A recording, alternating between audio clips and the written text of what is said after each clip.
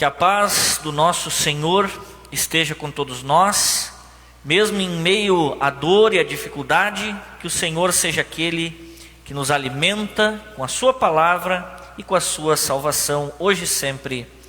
Amém. Amados irmãos, no texto de hoje, Jesus conta uma parábola do joio e do trigo, conhecida como a parábola do joio do campo. Esta é uma parábola contada numa sequência de parábolas sobre o reino dos céus, onde Jesus está explicando com histórias como funciona a questão da fé salvadora para a vida eterna. E esta parábola em questão, ela tem algo de diferente das outras. Como por exemplo, na parábola do semeador, ela fala que existe a semente que caiu no caminho, a semente que caiu nas pedras, a semente que caiu nos espinhos e a semente que caiu em terra boa. Parece que nós podemos dividir onde estas sementes foram colocadas, quer dizer, cada um tem o seu grupo. Quando nós vemos outras parábolas, como o grão de mostarda, que fala que uma semente em especial, ela é muito importante. Ou quando vemos a parábola do fermento, quando diz que um pouquinho de um fermento ruim numa massa inteira estraga toda a massa, ou seja, temos que excluir a parte ruim. Nas parábolas que vêm do tesouro escondido, da rede, da pérola, várias e várias vezes nós podemos fazer esta comparação, onde parece que o ser humano precisa retirar uma parte ou pegar algo especial e se retirar para um canto e ficar separado entre o bom e o mal. E aí vem a parábola do joio do campo, do joio do trigo. E aí eu trago esta imagem, não sei se todos conseguem ver, mas de um lado nós temos joio e de outro nós temos trigo. E ao olhar para os dois, quando são novinhos, nós podemos ver que eles não têm muita diferença. E a olhos não treinados, é tudo a mesma coisa. Mas aqueles que conhecem profundamente sabem que o trigo, ele vai crescer e ele vai dar espigas, essas espigas vão dar grãos, e esses grãos vão servir de alimento. E o joio, por outro lado, vai ser uma praga, porque ele vai ocupar espaço. Ele vai sugar a energia da terra, ele vai encher de sujeira, e vai ficar difícil até para o trigo crescer, de repente até matar algumas espigas que seriam ótimas. Então, quando nós olhamos para esta primeira parábola, nós devemos olhar da seguinte maneira, quando Jesus a apresenta. Para quem que Jesus está falando esta parábola? Está falando para o povo daquela época, numa continuidade de sermões. Jesus está ensinando os seus discípulos, mas também a todas as pessoas daquela região, grandes multidões. E nós sabemos que na época de Cristo havia uma cultura religiosa, ou seja, o Estado e a religião, eles eram quase que misturados. Havia uma representatividade muito grande da religião dentro da política, por exemplo. E se pregava que o reino dos céus era uma meta a se alcançar. Era uma meta para que nós conseguíssemos, crescendo pessoalmente, chegar até um patamar onde então nós seríamos considerados dignos e justos. Como uma corrida, uma luta, onde eu tenho que me esforçar muito para conquistar o meu lugar diante de Deus no céu. E aí de repente Jesus propõe esta parábola, uma parábola que mistura bem e mal neste mundo até o fim da vida. Ou seja, enquanto estivermos neste mundo, estaremos sendo afetados pelo bem e pelo mal. Há quem até diga que aqui não, o trigo seriam os filhos de Deus e o joio os que não são filhos de Deus. Claro, isso nós sabemos depois no juízo final. Mas aqui, agora, qual das duas sementes você é? Qual das duas sementes eu sou? Como é que eu sei isso? E a diferença está na origem da semente. Quando nós olhamos o que é o trigo é uma semente bem semeada, aquela que vem direto de Deus. O joio, por outro lado, é uma semente que veio clandestina, que veio na calada da noite, que veio onde não deveria vir. E aí nós podemos ver que nós, seres humanos, vivemos a mesma situação. Nós somos sementes plantadas por Deus aqui neste mundo, mas depois da queda em pecado, todos nós passamos a ser também enraizados entre bem e mal.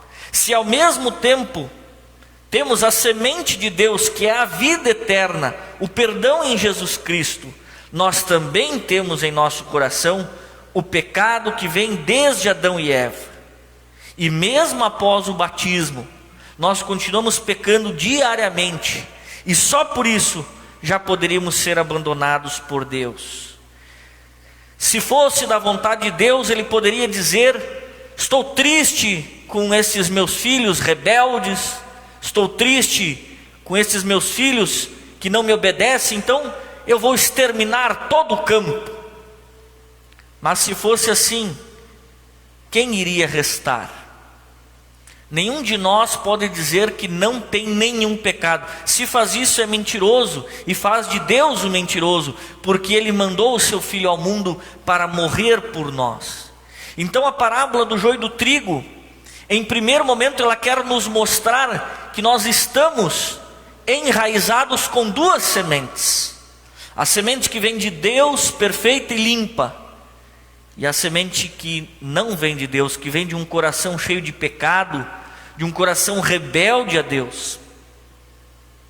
E isto é para nós extremamente razão de sofrimento, porque quando nós damos preferência a cuidar somente do nosso coração, sem olhar para a vontade de Deus, sem ver o campo que é o mundo, com o olhar do dono, daquele que semeia de dia, nós vamos olhar para o mundo e dizer: que mundo horrível, que mundo feio, que mundo cheio de maldade, que mundo que não vale a pena lutar. Porque assim como o joio, ele tenta afogar o trigo, assim como o joio tenta dominar a plantação, e de certa maneira fazer com que o trigo fique pequenininho, que quase suma no meio dele, assim também o nosso pecado procura fazer com que nós mesmos sejamos sumidos neste mundo, sejamos desaparecidos do mundo. E é muito terrível, porque este mal, ele não é vendido, ele não é dado, ele é produzido em nosso próprio coração pecaminoso, ou seja, não dá nem para fugir, porque está enraizado fundo no nosso ser. Mas aí então vem a pergunta: e agora o que será de nós? Porque quando chegar o dia do juízo, Deus verá o que eu fiz de bom, mas Ele também verá o que eu fiz de mal, e eu não poderei esconder dele. Mas então o próprio Deus dá a resposta, que Ele mesmo dá o seu Filho para morrer por nós, para reconciliar tudo consigo novamente, e fazer no céu, no paraíso, no reino dos céus, um novo Éden. E diz: assim como era lá no passado, agora eu restituo todas as coisas, eu faço tudo novamente um com o Pai. E aí nós podemos ver que a salvação final, o juízo final para os que creem, é na verdade motivo de alívio, porque lá não haverá condenação, porque Jesus Ele é quem semeia o campo, é Ele quem me faz ser perdoado, e não o meu próprio coração pecaminoso. Mas então nós precisamos voltar e dizer: mas então por que, meu Deus? Por que me deixar aqui neste mundo cheio de pecado, dor e sofrimento? Por que quando eu fui batizado, Deus não me separou do joio e me fez trigo, me fez uma planta maravilhosa que produz frutos e não me levou para a vida eterna? Aí vem a grande questão de que o mundo, ele é mantido pelo Senhor, ele é mantido por Deus, e portanto eu agora sou convidado, eu sou chamado a ser alimento espiritual para as outras pessoas. Eu sou convidado a ter um outro olhar sobre a minha vida, e não olhar para a minha vida como se simplesmente fosse um esperar pela morte, mas como se fosse o começo já da vida eterna. Ou seja, eu não vou ganhar a vida eterna quando morrer. Esse é um engano muito grande. Eu já ganhei a vida eterna, porque já fui salvo em Cristo.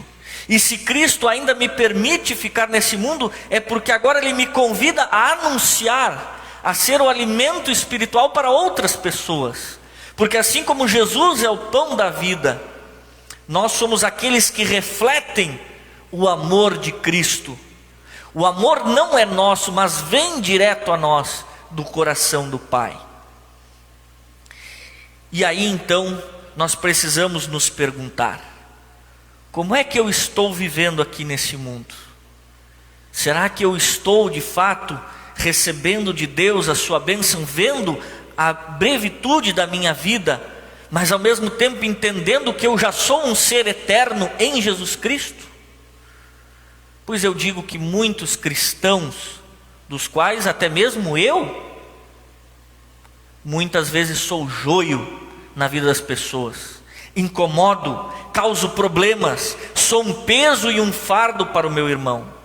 Quando Deus está mais interessado na minha salvação e saber quem terminou a briga, eu estou interessado em saber se eu ganhei a briga, se eu consegui pisar no meu irmão, se eu consegui ficar sobre ele, que é exatamente o que o joio quer fazer com o trigo. Eu muitas vezes, mesmo sabendo que sou salvo, tenho atitudes e posturas de joio, e aí é preciso que Deus literalmente me ameace com o castigo, me diga: olha lá, hein? Olha para o fim, onde você vai estar.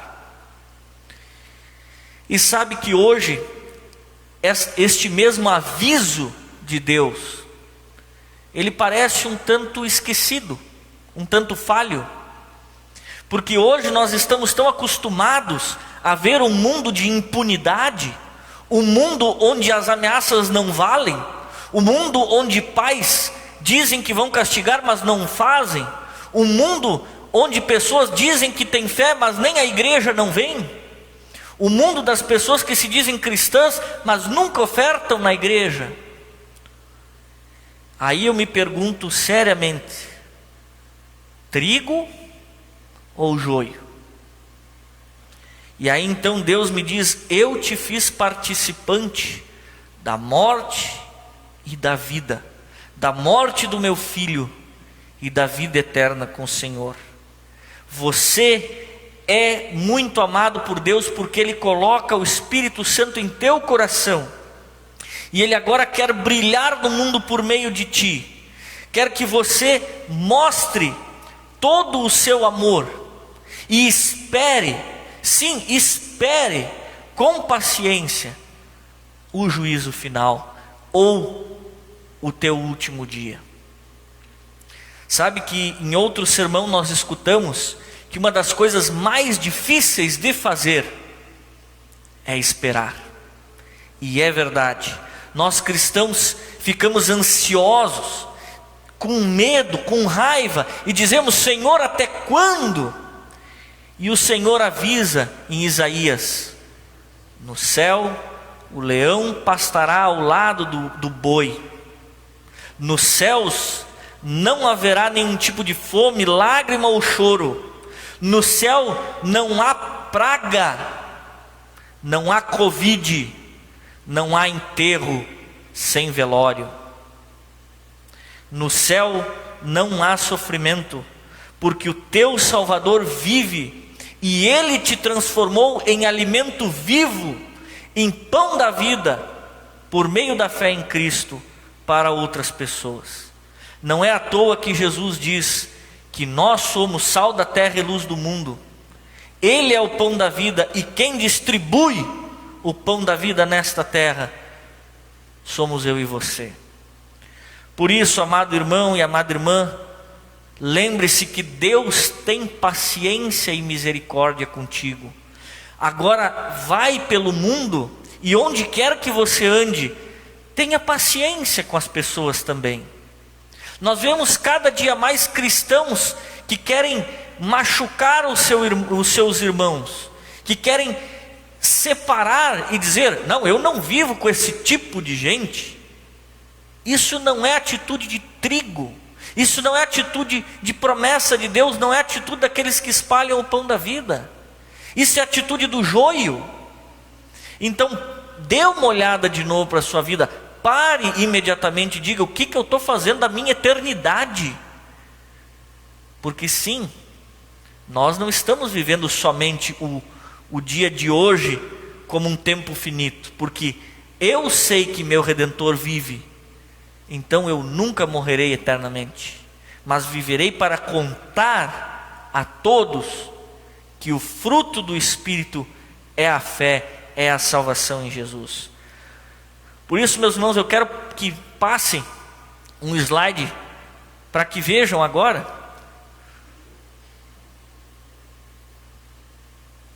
quando é que nós conseguimos ver a diferença do joio e do trigo. Na outra imagem não dá para ver a diferença. Agora o verde é o joio e o trigo é o amarelo, ou seja, tem muita diferença. Quando é que isso acontece? Quando o final vem chegando. Quando chega a época da colheita, o joio não consegue mais se esconder no meio do trigo. O trigo aparece, e quando chegar o juízo final, Deus não tem o mesmo tipo de julgamento que nós. Ele sim vai separar o joio do trigo, vai separar aqueles que realmente seguiram com fé a Ele, não porque foram melhores do que os outros, mas porque estavam firmados em Cristo, porque estavam entregues ao seu Salvador. Por isso, meus irmãos, viver hoje pode parecer difícil por causa deste mundo louco que vivemos, mas ele é o tempo da luta, da paciência e da espera em Jesus Cristo. Por isso, não tenha medo, porque a salvação já é tua. Não tenha medo de anunciar a Cristo com as tuas atitudes. Não tenha medo de que há de faltar o provento para os outros meses, porque Deus também dará sol e chuva, dia e noite, tempo para trabalhar e tempo para descansar. E como momento final de nossa ilustração, sempre me pego perguntando aos meus irmãos e irmãs: como vai ser o dia em que nós vamos partir deste mundo? E é mesmo que muitos me perguntem isso, eu só posso dizer: não sei. O dia que eu vou partir, não sei, pode ser hoje à noite, pode ser daqui a muito tempo, ou se Jesus voltar, eu nem vou partir na morte, vou direto para o céu em vida. E aí eu preciso dizer, quer hoje, quer amanhã, quer daqui a muitos anos, estou com meu Deus, sou alimento espiritual, como Cristo é o meu alimento para a vida eterna, eu também sou alimento para as outras pessoas. Por isso, que Deus nos faça esperar com paciência e nos faça entender que esta vida não é simplesmente um viver sofrendo, mas um aguardar por Cristo, um aguardar para anunciar que Deus é bom e é o meu Salvador. Que o Senhor possa te consolar com todas as suas promessas, que o Senhor possa te lembrar que nós não conquistamos o céu pelo nosso esforço, mas simplesmente porque somos semeados por Cristo no mundo, e se nele estamos, somos alimento para a vida eterna. Que Deus nos abençoe para darmos bom fruto nesta terra, rumo à eternidade, em nome e por amor de Jesus, o nosso Salvador. Amém.